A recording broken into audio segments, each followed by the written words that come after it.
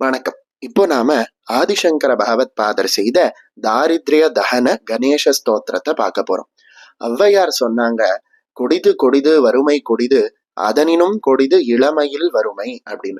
இந்த உலகத்திலேயே கொடுமையான விஷயம் என்ன அப்படின்னா வறுமைதான். இல்லாமை இல்லாத நிலை வேண்டும் அப்படின்னு எல்லாருக்கும் ஆசை இருக்கு. அந்த நிலை, அதாவது வறுமை இல்லாத நிலை கிடைக்கணும் அப்படின்னா விநாயக பெருமானை மனதில நினைத்து ஆதிசங்கர பகவத் பாதர் கொடுத்த மிக அற்புதமானதும் ரகசியமானதுமான இந்த மந்திரத்தை, இந்த ஸ்துதியை நாம முடிஞ்ச போது சொன்னோம் அப்படின்னா விநாயக பெருமானினுடைய அருளால நம்ம வாழ்க்கையில இருக்கக்கூடிய அனைத்து விதமான வறுமைகளும் நீங்கி அனைத்து விதமான இன்பங்களும் ஏற்படும் அப்படின்னு சொல்லியிருக்காங்க. ஆதிசங்கரர் கொடுத்த இந்த அற்புதமான ஸ்தோத்திரத்துக்கு பேரே தாரித்ர தகன ஸ்தோத்திரம் அப்படின்னு தான்.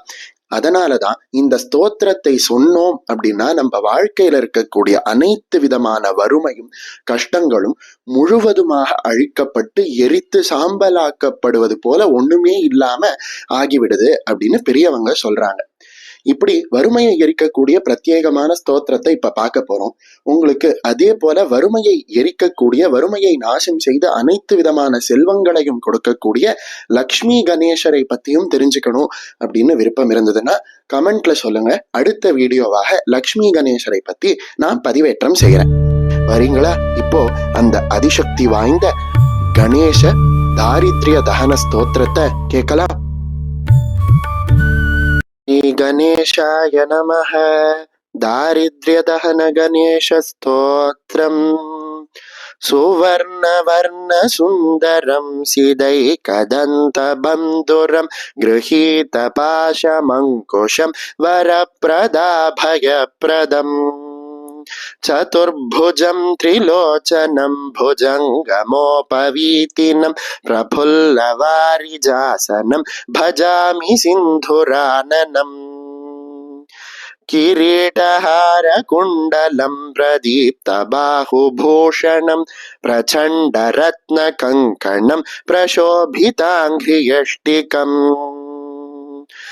प्रभातसूर्यसुन्दराम्बरद्वयप्रधारिणं सरलहेमनूपुरं प्रशोभिताङ्घ्रिपङ्कजम् सुवर्णदण्डमण्डितप्रचण्डचारुचामरं गृहप्रतीर्णसुन्दरं योगक्षणं प्रमोदितम् कवीन्द्रचित्तरञ्जकं महाविपत्तिभञ्जनं षडक्षरस्वरूपिणं भजेद्गजेन्द्ररूपिणम्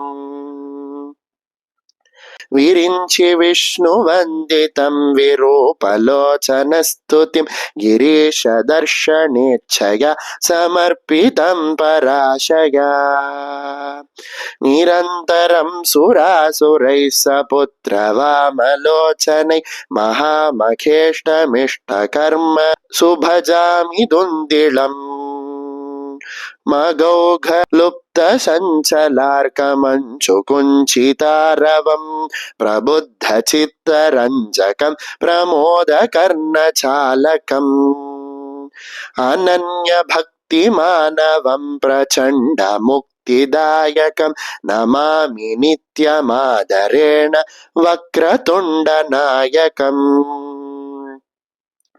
दारिद्र्यविद्रावणमाशु कामदं स्तोत्रं पठेद्ये ददजश्रमादरात् पुत्री कळत्र स्वजनेषु मैत्री पुमान्मवेदे कवरप्रसादात् इति श्रीमच्छङ्कराचार्य विरचितं श्रीदारिद्र्यदहन गणेश स्तोत्रं सम्पूर्णम्.